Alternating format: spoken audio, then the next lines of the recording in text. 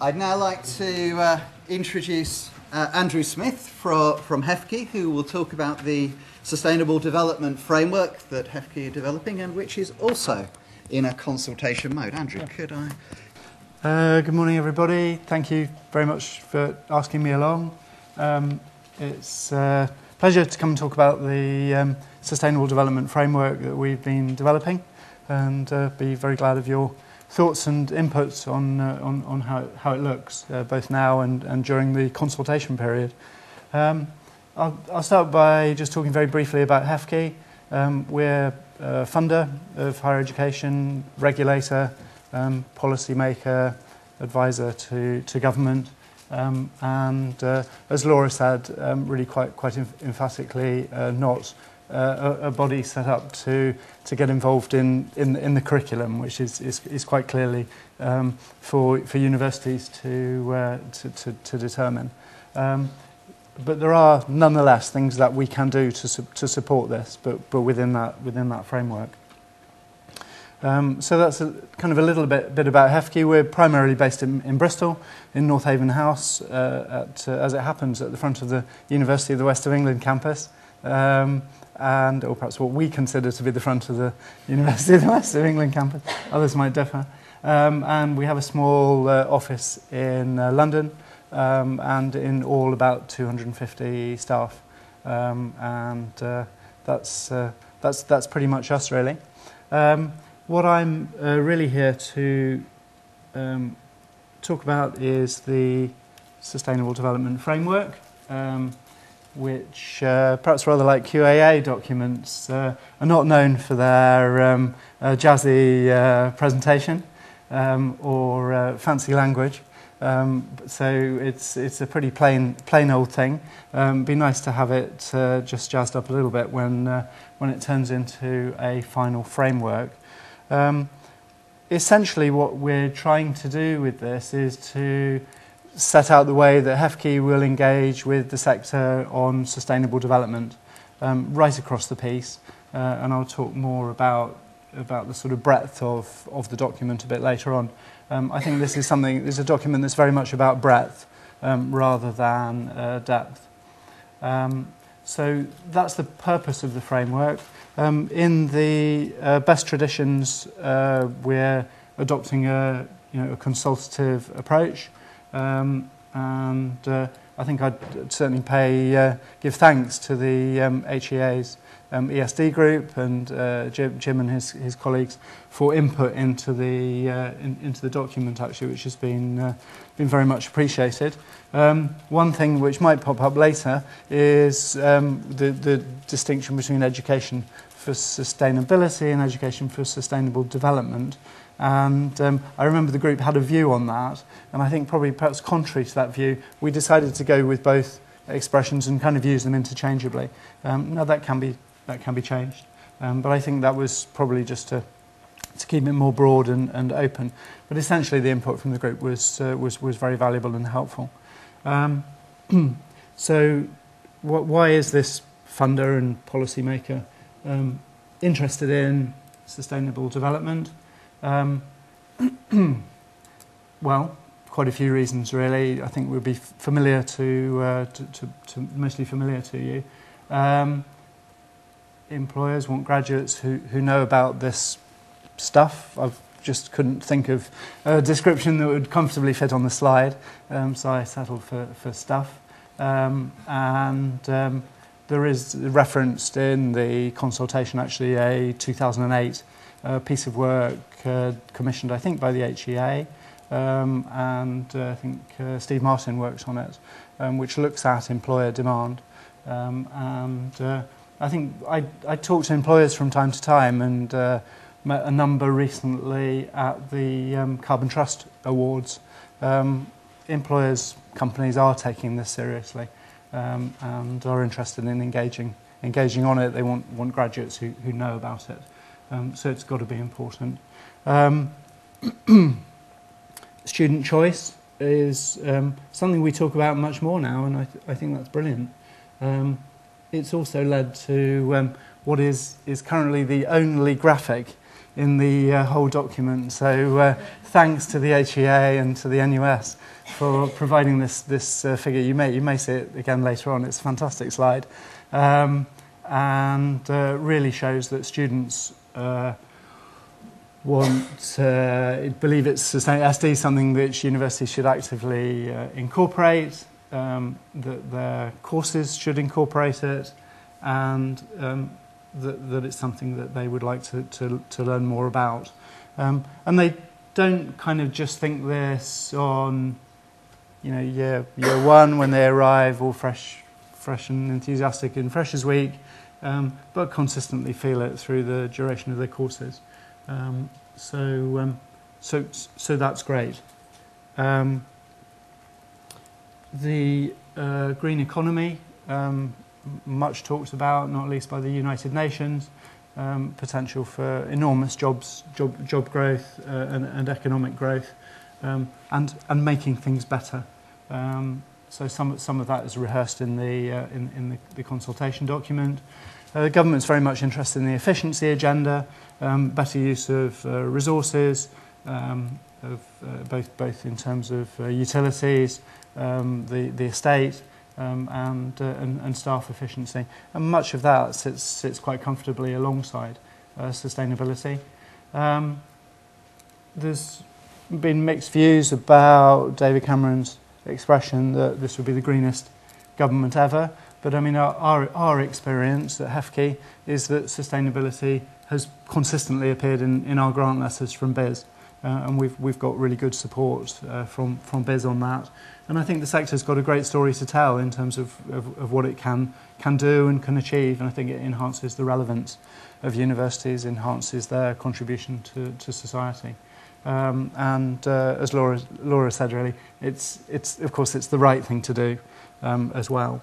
So just to quickly illustrate some of the things we've done in the past, funding through the Revolving Green Fund has supported £70 million worth of projects up and down the sector to reduce carbon emissions, and I hope we'll be announcing a fourth round next year. We've done quite a bit to build good practice, and very proudly and enthusiastically in the bottom right hand corner is the Students' Green Fund, which I'm sure we'll hear more about later on. I hope we do, and very pleased with how that's gone. And I think bringing students into this kind of brings it to life, and also because of the enthusiasm and interest of students, it gives it much more legitimacy, much more importance, and makes it really much more something that we should be doing. So that's been a really good development over the last year or so, and it's been great. I say this publicly. Been great working with the NUS. So been very pleased about that. So back to the framework document, and I'll just run briefly through kind of what's in it.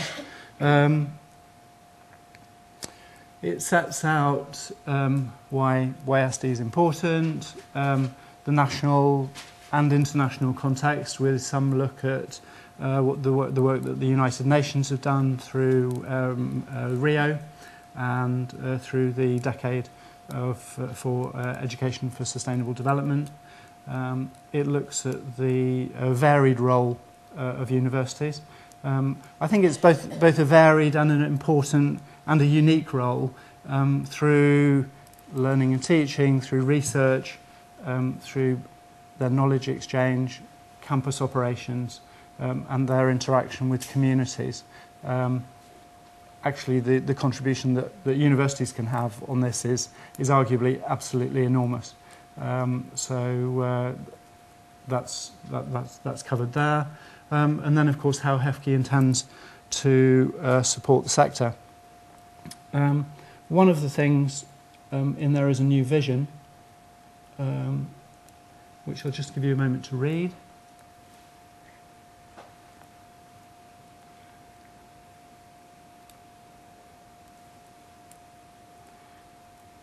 The last time we did a vision was in a 2005 document, which was then set out as a 10-year vision. So it's timely to look at that. This is sharpened up a bit, it's shorter, and I think it's a little bit more, rather stronger, but certainly in terms of being widely recognised. It's quite vague. I think I'm comfortable with that, but certainly open to suggestions about how it might be improved.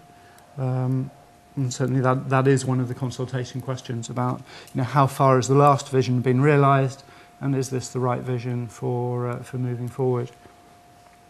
And then, of course, there are specific themes in the document, and I think essentially I've talked through most of those already. Information and analysis is something that HEFCE can sometimes do itself, sometimes support others to do. And I think we do have a bit of a unique role, of role or view across the whole sector. So I think we're arguably quite well placed to do that. Although it is a bit of a challenge because of the complexity of sustainability and the regularity with which DEFRA changed the rules on carbon accounting. So some of it's quite difficult, but I think we're fairly well placed to do that. And there's a small section on HEFCE ourselves and sort of walking the talk and that kind of thing. So those are the sections, and they feed through or interspersed in the document are, I should wave it around at this point actually. Here it is, the real thing. It does exist. It's quite short. Even with the consultation questions, it only goes to 29 pages. And I'd like to think that it's quite accessible and easy to read. And that's part of the plan, really, to kind of draw people into this rather than to put people off. And I think very much the same sort of philosophy that Laura outlined for the QAA. So there are 20 actions interspersed through the document, and as it happens, actually only one on ESD, and here it is.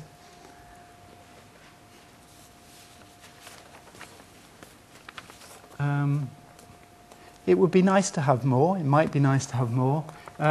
However, I think this is, the aim of this is to provide, confidence about HEFCE's ongoing support for ESD without being too specific about the shape and form of it. So it may be that it's appropriate to say more, but I kind of feel, but so very much open to discussion, that this is quite a good way of signalling and enduring support in whatever form may be appropriate and useful. So that's the action that's there at the moment. And here are the key dates that we've got. 2 consultation events in the new year. Would love it if you'd come along. Especially to the Leeds one, which is filling up much more slowly than the London one, which is interesting. But I think it is important that we kind of spread this around the country. And we've got some interesting speakers. We've got David Pension, who's head of the NHS Sustainable Development Unit, Dame Julia King, the Vice Chancellor at Aston, who's a member of the Committee for Climate Change.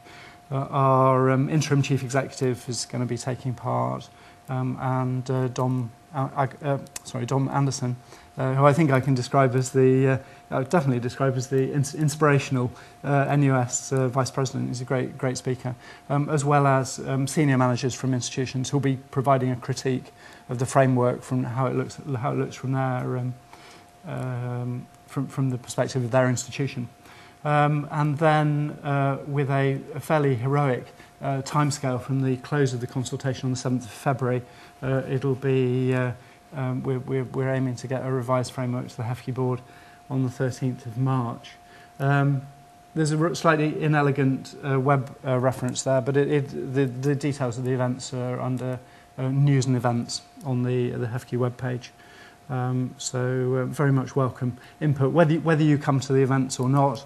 I know at the University of Gloucester they're planning a little sort of staff seminar to discuss and kind of critique the framework, and that's the way they're going to produce feedback and respond to it. And it's probably, potentially quite a nice way of raising the profile of sustainability, but you may well have other ideas. It's not an easy thing to respond to because it's so broad, but I'll leave that challenge with you. That was pretty much what I wanted to say. Actually, I hope that's a helpful run through of the framework and where we're coming from on this. So, thank you. Thank you, Andrew. That was a very helpful overview. Yes, I mean, this is breaking new ground for us already in terms of, in some respects, in terms of engagement. We're having a web version of the second London consultation event so that it can be broadly seen. And we're also inviting students to the events as well, and having Dom Anderson speaking at both events. So there's a very strong student engagement angle. It's provided a few logistical issues because we've only got capacity of 100 at each event, so we're sort of seeing how that goes. But in terms of local engagement, kind of a bit of a capacity issue for HEFCE, I think, given that there's not very many of us and it's a kind of national thing. But happy to talk further if you think that could, there's mileage in that. I can't immediately see how we could use the framework as a vehicle for that, or that you might have ideas. But in the terms of the general principle, I absolutely agree with you. There's green impact at the bottom, and Jim kindly came along, and Charlotte organised it for us. We have done green impact. It was a big success, and it was really nice to have the students involved. And we've got more of them back now, looking at our utilities and how we use the building and that kind of thing. So very, very positive about that. Okay. If I could interject, in thinking about Bristol's year as green capital, conversations between the University of Bristol and the University of the West of England were thinking very much around how we can excite students into just those sorts of activities that HEFCE was a beneficiary of earlier, but do that across the city during the Green Capital year. We'll think some more about that and work through the gist. We've got to have some proper conversations with the NUS about how we might do that, but it's hold that thought in there, and you'll hear more about it if we can make it fly. Good. Okay, you might have guessed I put the next presentation up. Andrew, thank you very much Pleasure. Indeed.